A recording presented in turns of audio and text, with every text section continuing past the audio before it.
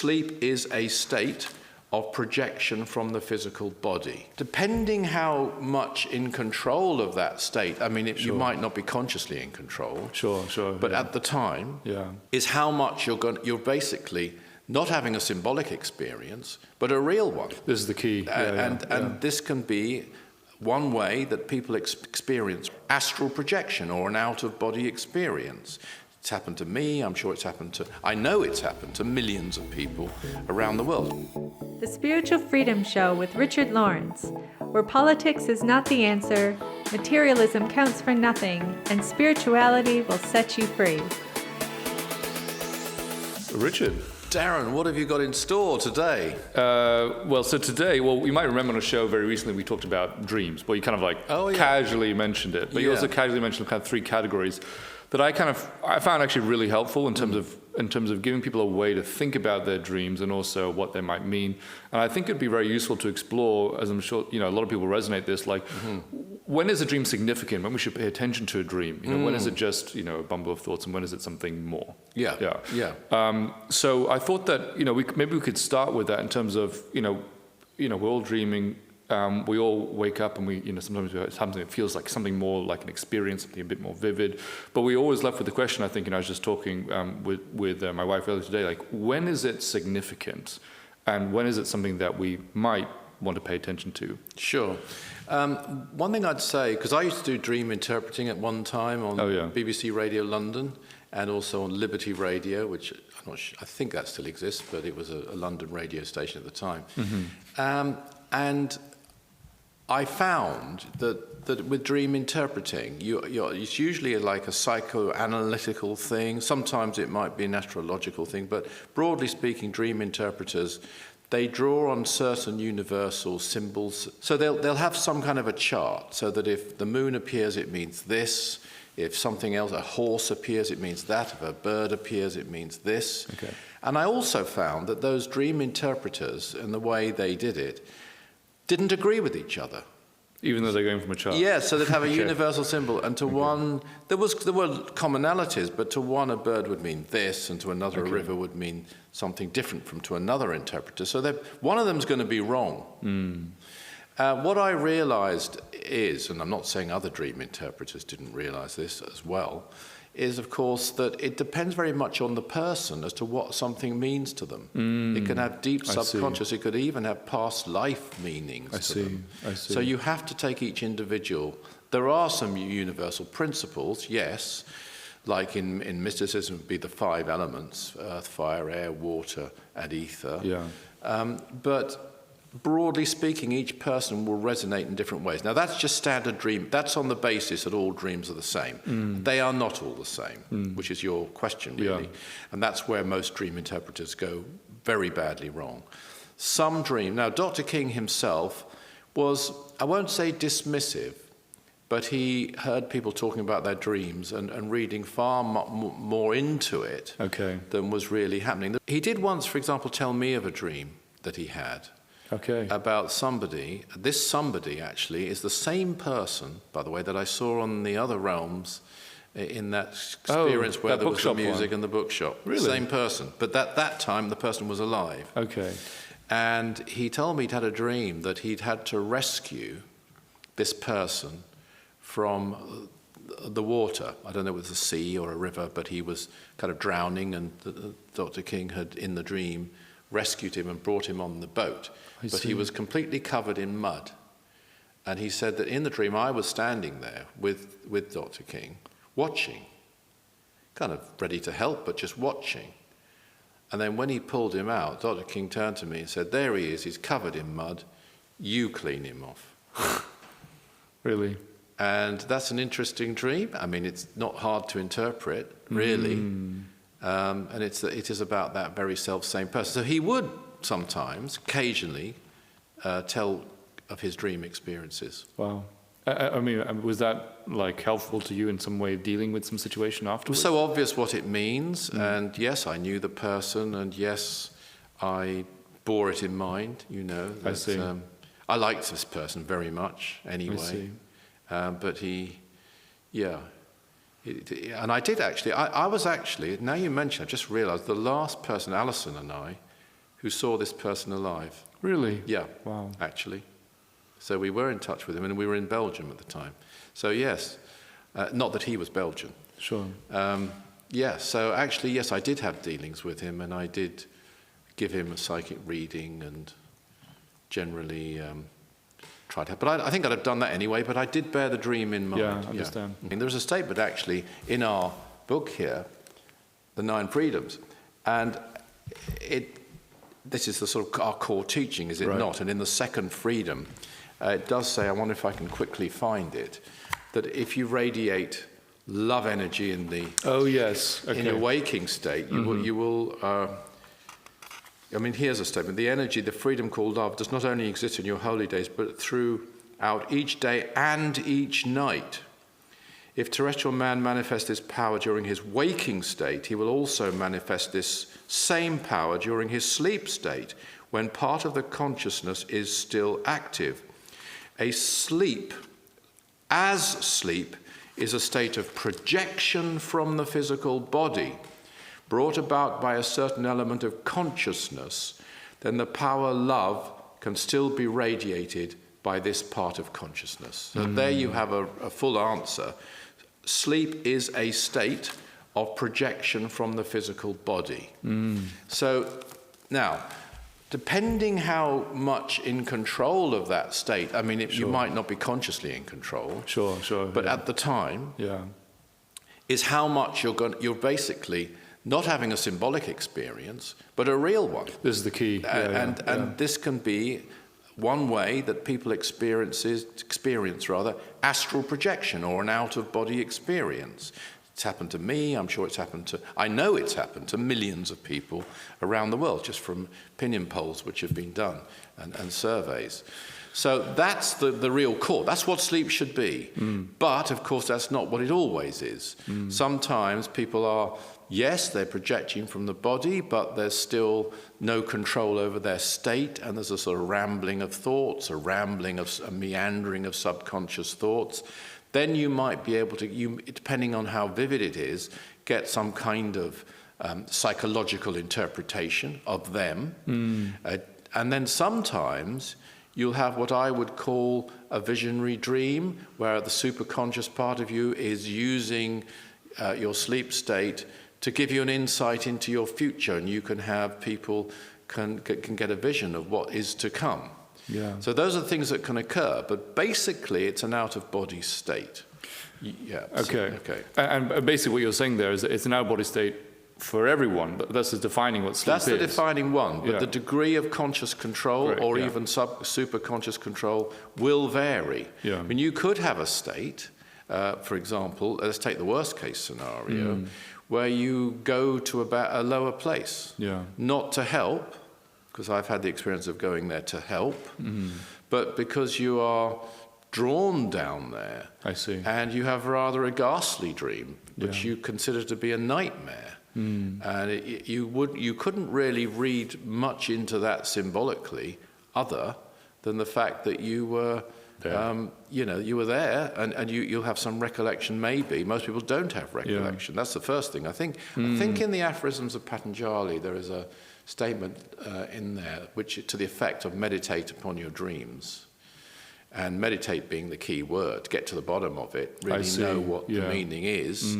And that's the first thing as a dream interpreter, or even interpreter of your own dreams, you would need to do. First of all, you need to recollect it, and you need to recollect it accurately.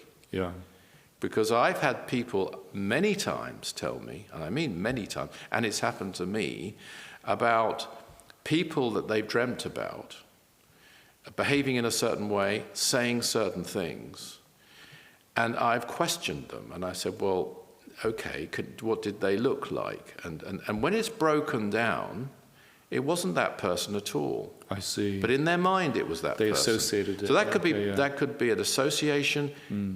It could even be put into their mind, because it might be a divisive dream, or on the contrary, it's something they associate with a person of a positive nature. But you've got to really remember and know and be sure. And we come back to those words I always mention, I don't know. If you're not sure, don't try and make it up, because you could get quite misled.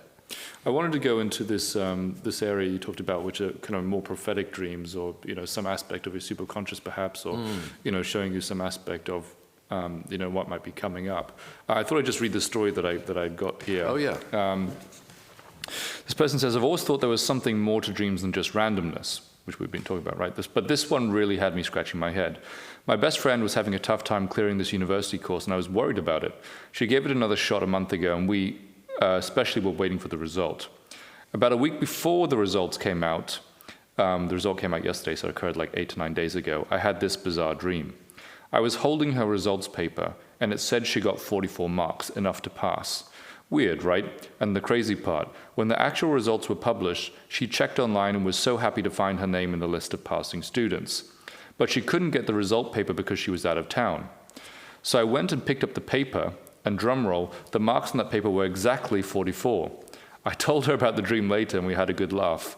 But, it's just that's really good. I mean, first of all, what I would say is that generally, if you have a prophetic dream, and you're pretty sure it's a prophetic dream, it's there to be used. I mean, the most difficult one I ever had, actually, it was in a radio station in Manchester, was a woman who phoned me up. Oh, yeah. And said that she'd had a dream. She had a baby.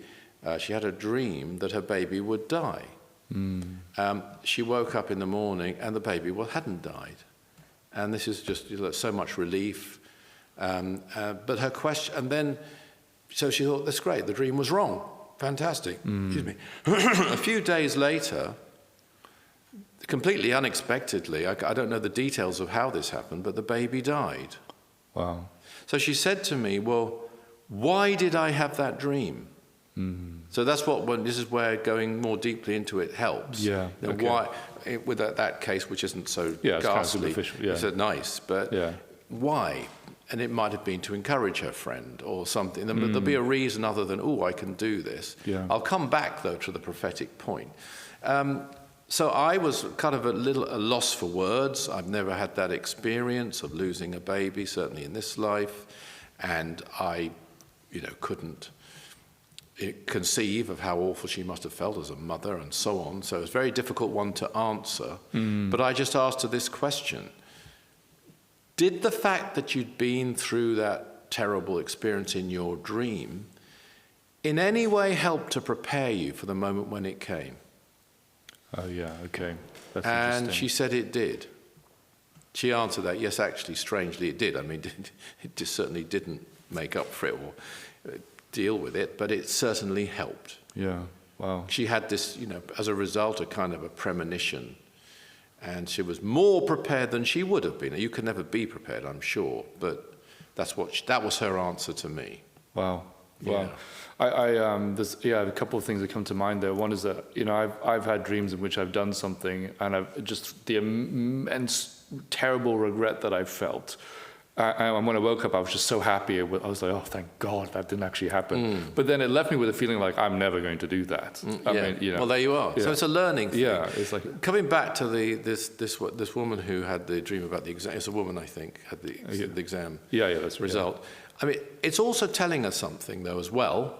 It's telling her that she has psychic powers, and it's telling her that, as per the 9 freedoms, what you manifest in your waking state, you will manifest in your sleep state, and taking it the other way, if you can do something in the sleep state, you have the potential at least to do it in your waking state and make it a thing. So that woman could unlock her psychic powers. Yeah, this is pointing as the way. As an encouragement. Yeah, that is. Yeah, it shows it's because it's within her somewhere to do that, because that case is not a real experience. The woman hadn't had her results. Yes, it's not real. But she's seeing through her dream what's going to come. Yeah. And very accurately. It's very impressive. But coming to your point about, I'll never do that, that can happen. And another thing that can happen is that you can wake up, and I frequently wake up in the middle of the night, about 4 a.m.-ish, with knowledge that I didn't have before I went to bed. I see. And, that could be a result of one or two things, but one thing it could be is that you're going to another realm. You don't necessarily remember it all, or you may not remember any of it. Right, okay. But you might have been briefed, you might have been taught, you might have been informed by other people on that realm, and when you wake up, you have some knowledge. As a result of that, you've still got to test it. Yes, I see. But you've been given some insights, and depending on what you do, maybe even some directions. Like you said, that you can use. That you can then use. Yeah. Because after all, we've talked a lot about channeling in some of our shows. Yeah. But most people can't channel. Most people probably shouldn't try to channel, actually. I go that far. And I'd certainly say they shouldn't use trance to channel. I'd be very definite, where someone's speaking through their voice. Sure, yeah. Unless they'd have to be virtually an adept, I think, to do that safely and accurately. So they can't necessarily do that. They don't necessarily need to learn to do that, but they can gain these contacts with people in their sleep state. I see. And I've had some anecdotal cases. They're amazing cases from people who basically, for example, in one case, somebody received detailed information, including addresses which actually exist, they told me, a Nigerian man actually, in Nigeria, wow, in their dream. Oh, yeah, and then yeah. they tested them out, and wow, they existed, and it was useful information he actually needed wow, at the time. So you can get what happens to a lot of people, and this has happened to me as well in an out-of-body state, yeah, inverted commas, a dream. yeah.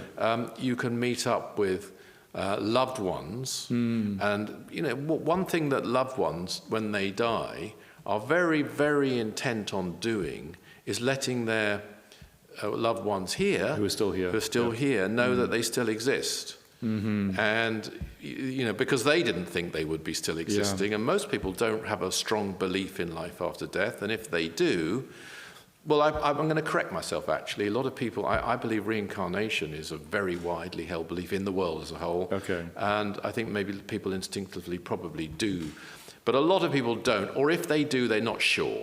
Mm-hmm. Let's put it that way. Mm-hmm. And if they have an idea of life after death, it's not a very good one. It's like heaven and hell. Yeah, got it. And a lot of people think that I've noticed that they're going to heaven, or that they're but not to hell. Yeah, have gone to heaven. Yeah. And of course, the heaven depictions we have, they'd be bored stiff. Yeah. In real heaven. Totally. We're just lying there. I mean, just they do go somewhere. So if these people who've died, these relatives, try to maintain a contact with them, I wouldn't recommend that. And usually they aren't able to, because the people here don't recognize them, can't see them, can't hear them, but they might meet up with them in a dream at least once. Yeah. And then think, okay, and it might even relieve them, because then the person, they see that they're well. And it can help through bereavement. It's not something, though, one should encourage, or, don't go to bed at night thinking, now I want another contact, I want to meet my son. Sure, yeah. Because then you're going to hold them back. Yeah. But it can happen. And it does happen quite frequently. Yeah, actually, I can think of one experience. I think it might have been a moment of truth, some time ago. I think it might have been Katie. She was talking about an experience like that she had had. I think it might have been her grandmother or someone who'd passed on, who she had seen in a dream. And to her, as you described, she'd found that extremely comforting. So, it certainly brings that story to mind. Also, in terms of this usefulness, in terms of, these kind of dreams that you can have, just coming back to that for a moment. I remember an experience I had, must have been 10 years ago or something now, when I was working for a company in San Francisco, and one night I had a dream that one of the girls on my team, she'd come up to me and she'd ask for my help and my advice. And there were various other symbolic elements in the dream. And then I woke up, I remember thinking whoa, that was strange. And then I got up, got dressed, went to the office in the morning, put my keys down, looked up, and she was standing right there. She had come to my desk and she said, I need to speak to you. In my head, I was like, oh my God, she knows. I was and then she's like, can we go into a room over there? I was like, sure. Well, that's a very good example. Yeah. And then she came out to me, and then when we were in the room, she said, I really need to ask for your advice. And I was like, okay. So she's seen a side of you in the dream that she hadn't seen in the office or wherever you were. And then she doesn't know why, but she wants to get your advice. Yeah, and me having seen that interaction so symbolically taking place beforehand, and just hours before, basically, while I was sleeping. And then, that advice had helped her. And she contacted me a few months later saying, thank you very much. I was able to do this and this. And I was like, wow, that's You know? Well, that's it. So in these cases, dreams can be valid. There is a warning. Don't read everything. I mean, sometimes they really are the subconscious taking over. You may be out of your body, but the subconscious is not organized, it's not functional, and it's a mishmash of events. And the imagination can kick in as well in a dream. Sometimes you'll have an experience where you float out of the body. Now, this has happened, I believe, to millions of people, according to one poll I saw once. And they can see their body in the bed. And if you can then, when that happens, remain focused, while still going to sleep. It sounds like a contradiction in terms, but just remain aware.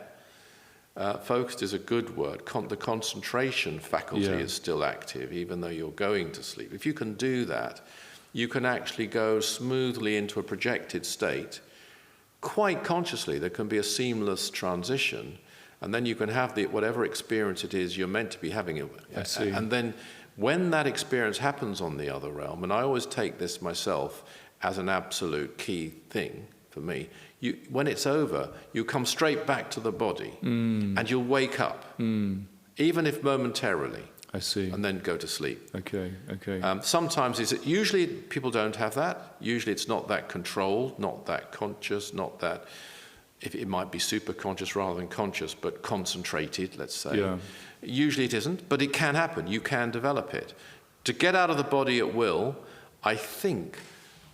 And I set myself a real goal to do this in the early, in my early 30s, and I really set out to do it. And I think it must rank as one of the most difficult things I've ever attempted. I mean, to do when you're not sleepy. I see. In the middle of the day, conscious astral projection. And to get out of the body. The place I did it was, Dr. King was in America, and he'd sent me down, or suggested I went down to a place called the Retreat in Devon, which was a house that the society had at the time, in Combe Martin, which had actually been sanctified by the presence of the Lord Maitreya himself, and before this. Wow. But anyway, I had this. I did manage to get out of the body, but it was very, very difficult. It's not something that I could easily do today, I'm not saying I couldn't, but I was working at it and applying myself for a long period to get to that point. Dr. King could do it. Yeah. I think it's a very difficult thing to do, at will. But when it happens quite naturally, and again, that isn't something everybody needs to do. It's just something for whatever reason I wanted to do. Yeah. I think, it can happen perfectly naturally. And as you evolve, I think there's a big key here in the 9 freedoms. Depending on what you do in your waking state will affect totally what happens in your sleep state. And likewise, the more you progress in service, in spiritual service, you're much more likely to have a natural state of projection. Or if not one that you're kind of totally aware of, you wake up and you'll have a good memory of it, and it'll be a very real thing. It will be an event which it makes sense, because some dreams don't really make sense. They're irrational and they go here and there but a real experience in an actual place which you can remember and you can describe.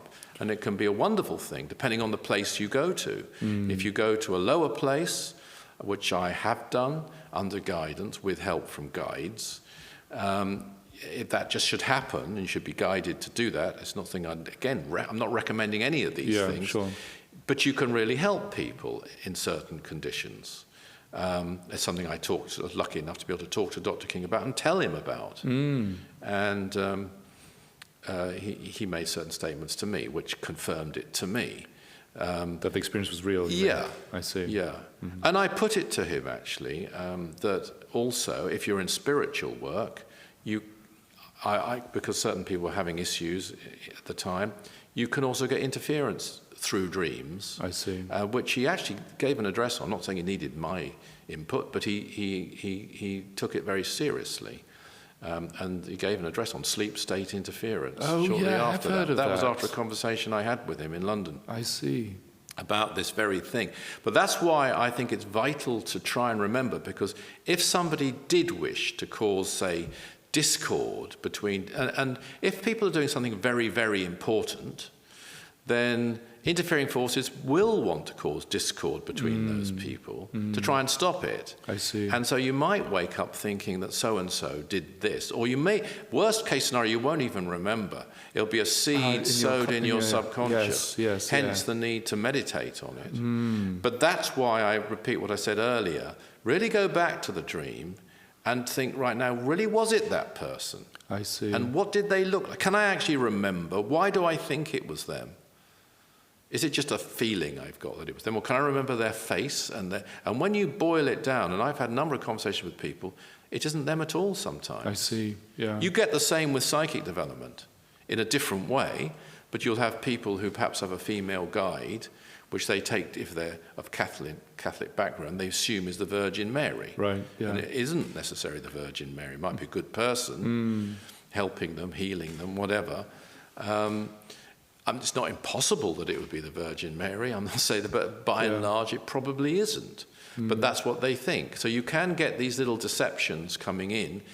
I think the Patanjali idea, you should meditate, in his idea of meditation, by the way, not some people's idea of meditation, on your dreams is a good one. Or contemplate, we could even say. Yeah, no, that's fascinating. I mean, I've even just along those lines, just recalling some experience where I've had dreams about certain people, but they're like, when I really think about it, their face was quite distorted. It wasn't actually them. Yeah. It's kind of like, all right, wait a minute. Why did was it in a place that you think it was? And it can work both ways too. It can work that actually you find out it was a certain person. It was a wonderful thing. And you're seeing a side of a person that you're not seeing in the daytime. I see. Which is a good side. Okay. A great side. It can be very revealing, but you do have to do it with great care, and you do need those words. I don't know. Yeah, no, that's... You need that.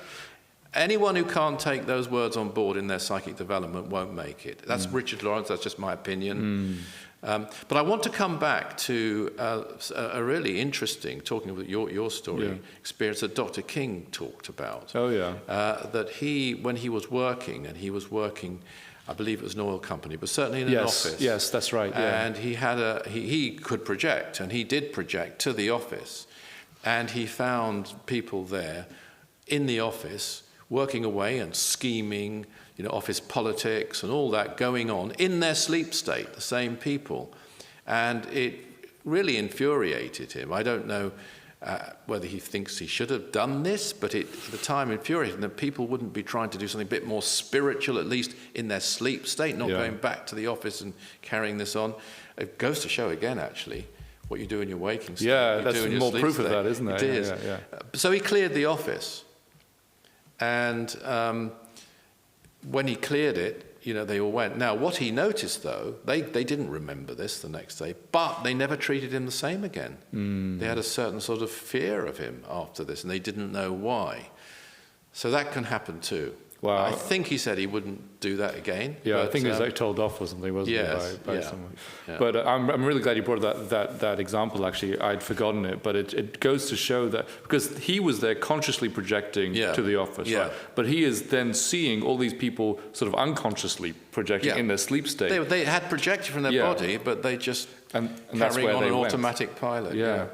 Which they probably don't remember that experience. No. And if it's happening every night, probably don't remember that at all. But they did either. change towards him. Yes. Just like your experience, but your good experience. Yeah. And I've also had experiences. I mean, one thing Dr. King did tell me at the time when I used to talk to him about some of these out-of-body things is that I could have more power on the other realms than I could have here. And that can happen depending what you do. And I do remember a case where I was taken, and I think I've described this probably before, so I don't want to repeat it, to a certain meeting of the Aetherius Society.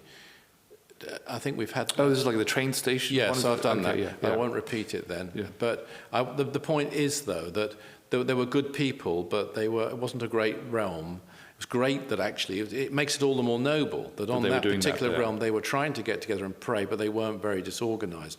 And at one point then I appeared to them, I was in a sort of gallery above, and they looked up. Now, what they saw I don't know, but it must have seemed quite powerful to them because they immediately gathered round starting to get their act together. Yeah.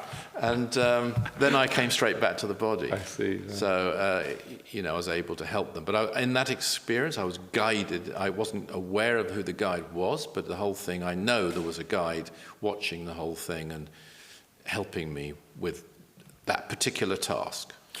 I find just reflecting on that experience a bit deeper, it's quite, that must have taken a little bit of organizing. Someone thought, what if we got him here and, might inspire people, and then it's just a fraction of a moment in time for you to be there, but, can have that impact. I had another one actually, which was really good realm, very interesting to me. And again, forgive me if I've mentioned this before. It's a very bad habit to tell your stories over and over again. So you could give me a kick under the table. I'll let you know. But it was a good place, and again, it was an Aetherius Society thing. And again, there was a guide there. I'm not sure who helping, but I was not kind of with them. But I know they were watching it all happen. But so I left the body, went there, and I don't know what realm it is. So I'm going to make a wild guess. I'm just going to say it was something, might have been level 3, but that's just me guessing, because there are 7 levels. For those who aren't familiar, we're on the number 1, and then there's 6 above this one, and there's unfortunately some below this one, which there shouldn't be, and there won't be in the New Age, but there are at the moment. Anyway, this one was quite a cultured place. One thing I noticed was there was an orchestra playing, and they had no conductor, and they had no music, and they had violins. No sheet music. No music. All right, yeah. But this was like, and my degree was in music at university, so I'm quite familiar.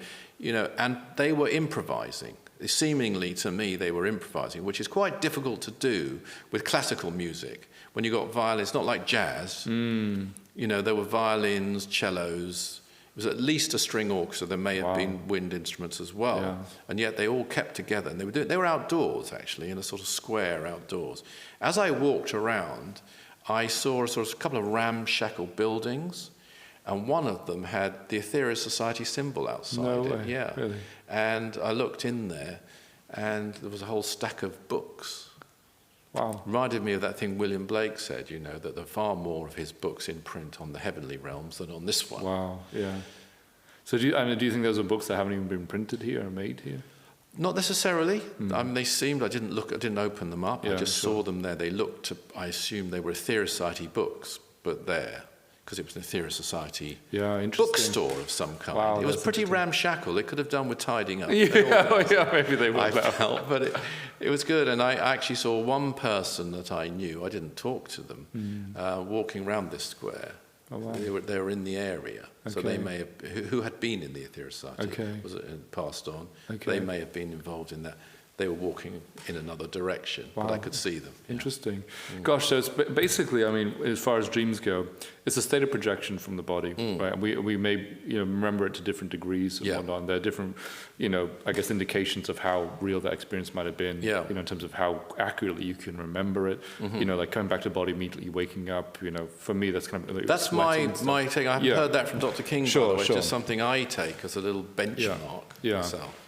But otherwise, it could be just this jumble of ideas. But in some cases, there are significant symbolic aspects to a dream that there can be, and it can be a dream which you could virtually disregard, other than to note what sort of mental state of turbulence or whatever you were in at the time. You can always learn something from everything. So I think it's a little bit like to be a good counsellor. I think you need psychic abilities to do it really well.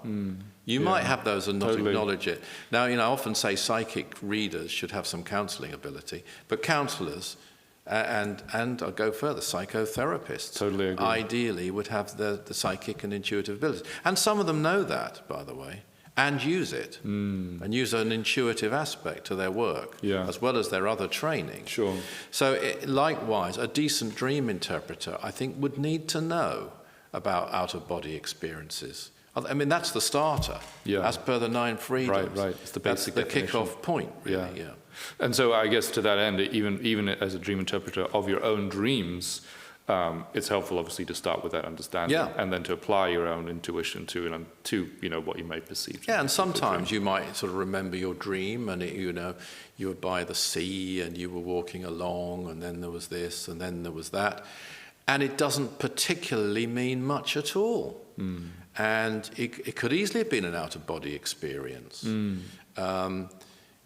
But so what? It's just something that happened. Yeah. Like you went to Margate yesterday. There's another thing that can happen in dreams. This is really positive. All right. That you can have a great inspiration in a dream.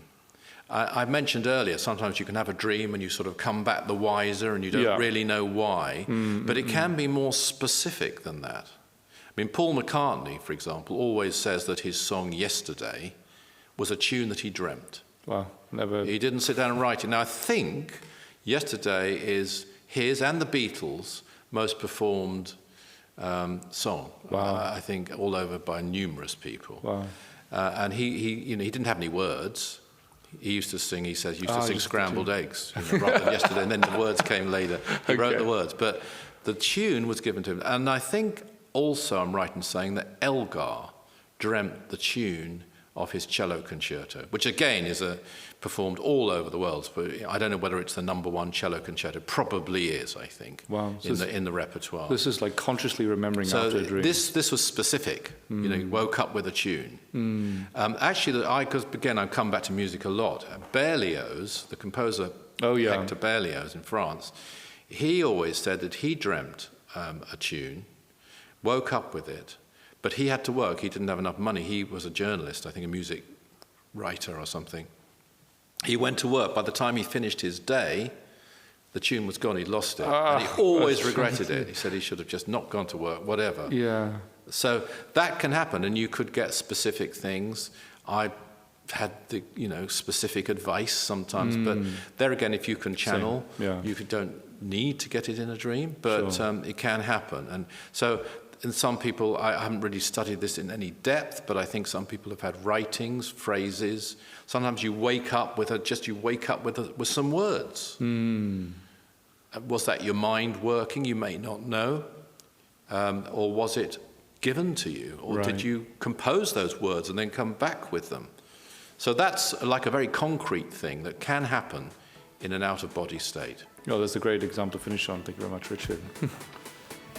Hey everybody, it's Darren here. Thanks for tuning into the show. Now, if you enjoyed that episode, don't forget to subscribe for more wisdom from the 9 Freedoms. If you'd like to find out more about the 9 Freedoms, about Mars Sector 6 by Dr. George King, go to our website, that's aetherius.org. Richard and I love hearing from you, receiving your comments, your questions on your spiritual experiences, and talking about them on the show. So do write to us, share them with us at spiritualfreedom@richardlawrence.co.uk.